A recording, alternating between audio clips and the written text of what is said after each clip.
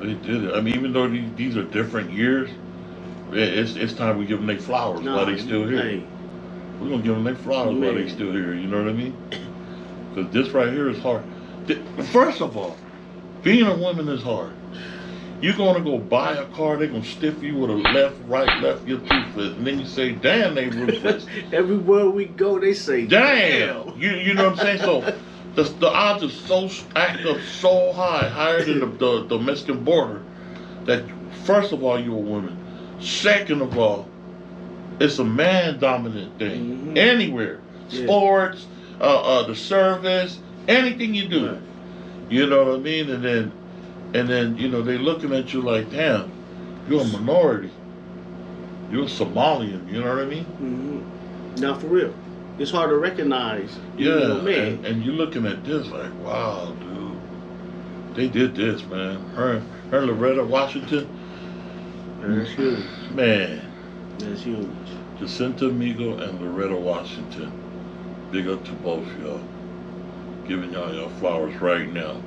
Man, y'all know anybody that knows them personally, or not even personally, just know where they station, tap in and send them the link to this video. Because we're going to big them all the way up.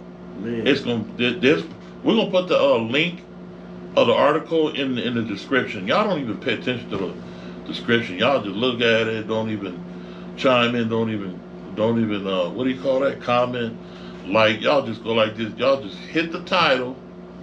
Hit the title and then go down the whole thing, go down and you look at the links and you just be nosy down there. Or something. Chill! Something, man. Let us know. Yeah. Damn. Me and Jizzle, we working on a emoji.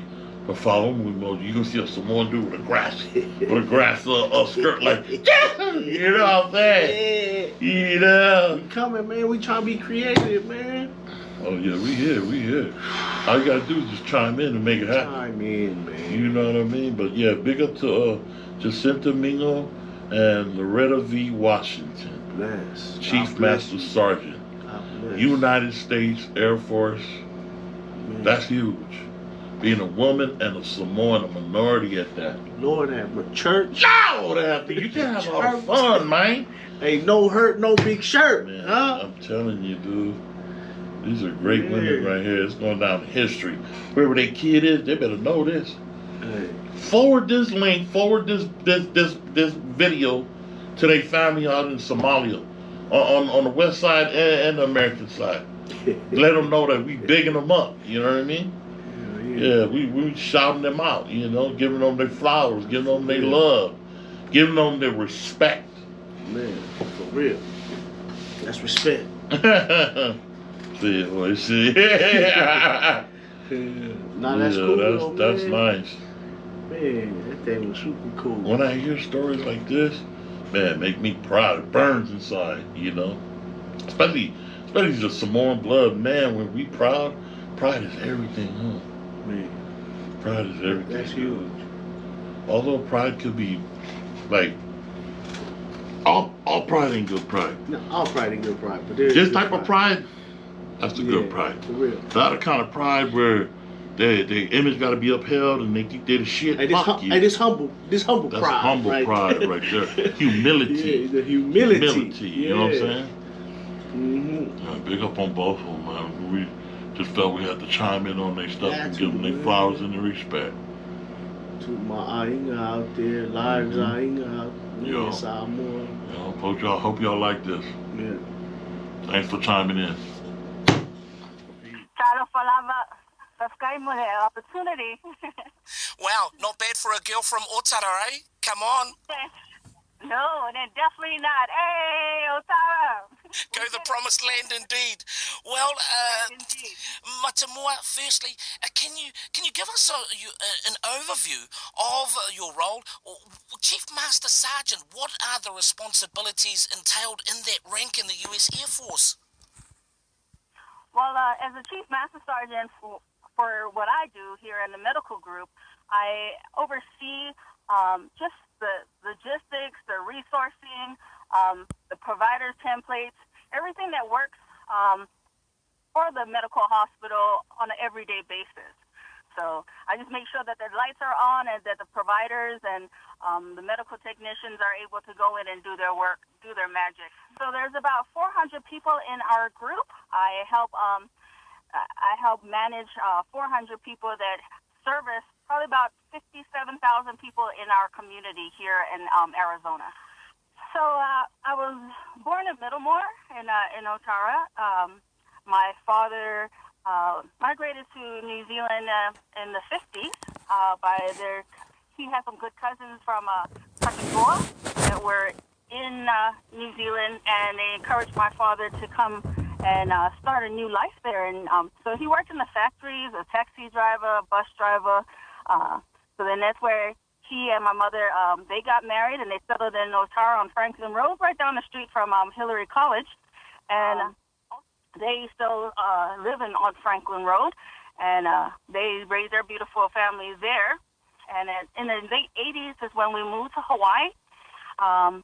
So we left our St. Paul's Methodist Church there in Otara, where the rest of my Sakikoa family attended.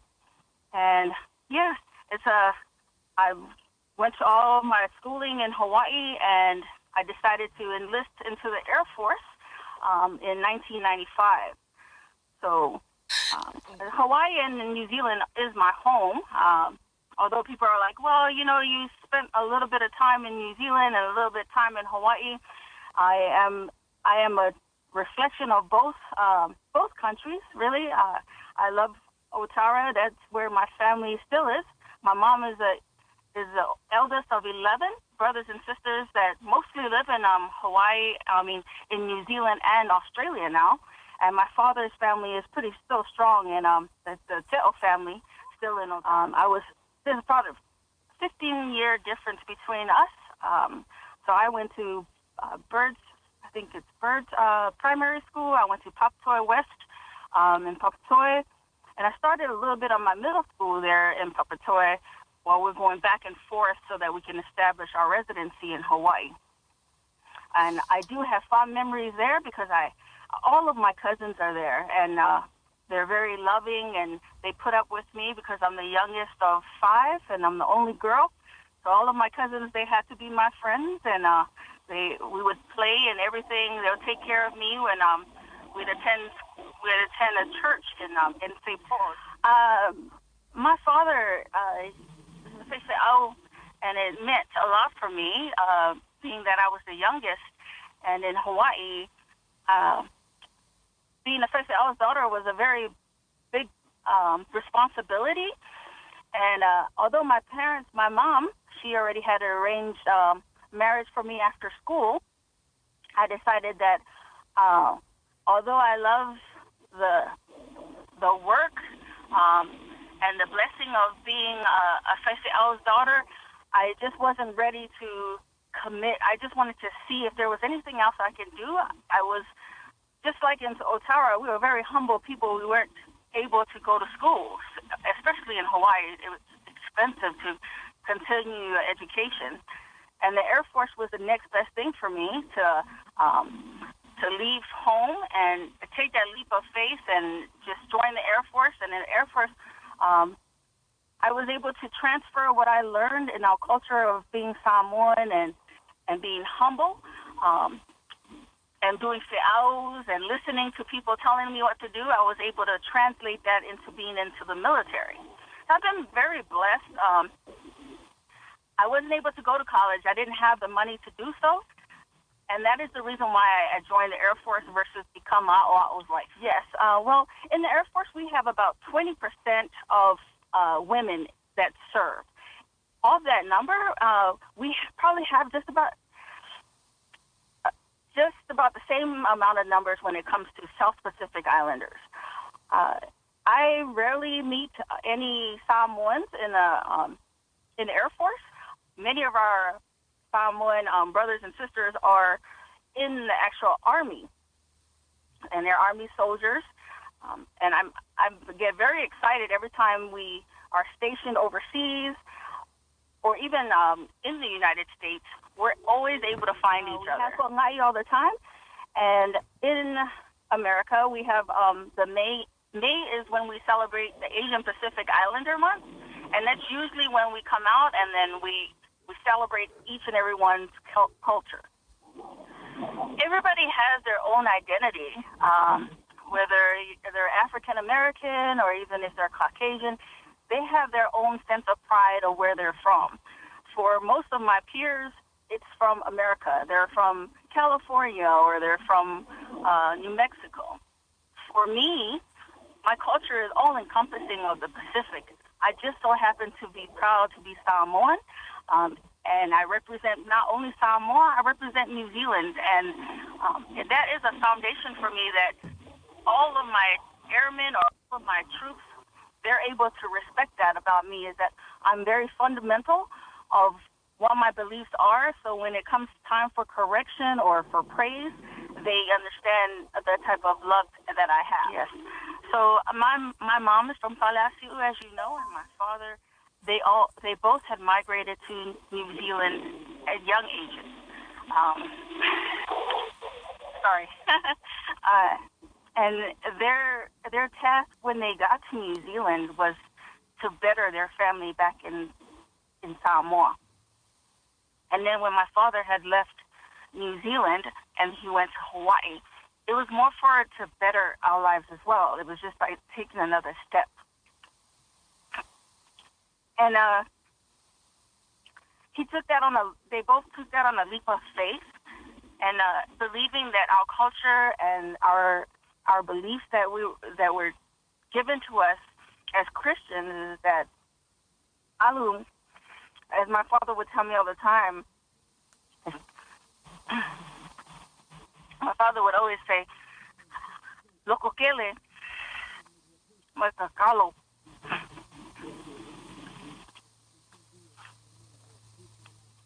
Those are probably the two best things that my father had ever given me, because that's what America is for me.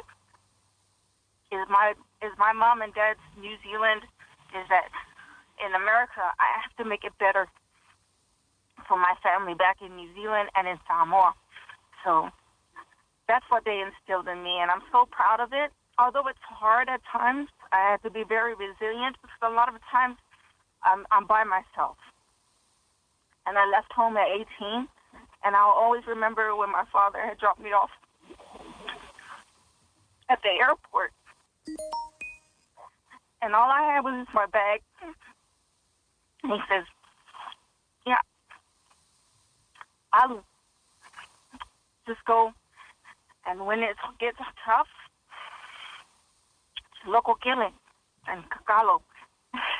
Although those are simple words, it means everything to me, to where I sit here 25 years later, and I still think of my father and my mom, of what their sacrifice has been. And it's not just for them, it was for our whole entire Ainga. And when I was so humbled to see the article, because it's not about me. I'm just a humble young girl from Otara that would play on the creeks, the Otara Creek, and be on Franklin Road skating between my house and my cousin's house. I'm just that little girl, but I want to be representative and do the best that I can to represent our people in the Pacific, our Samoan people, because not many of us make it. And that's what I carry with me every day, is that if my mom and all of our people can do it, if they can work in the plantations in Papakura, I can do it.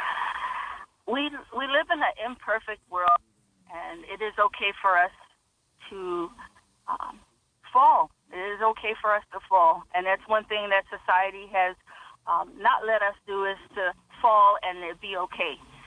And I encourage whoever's listening is that when you try and it doesn't work out the way you want it, come back and reset. There's no such thing as quitting. For 25 years, I've been trying. I've been trying to get to this point so that I can turn and pull our people back, pull our people up, especially our young ones. Like, if I can do it, you can do it too.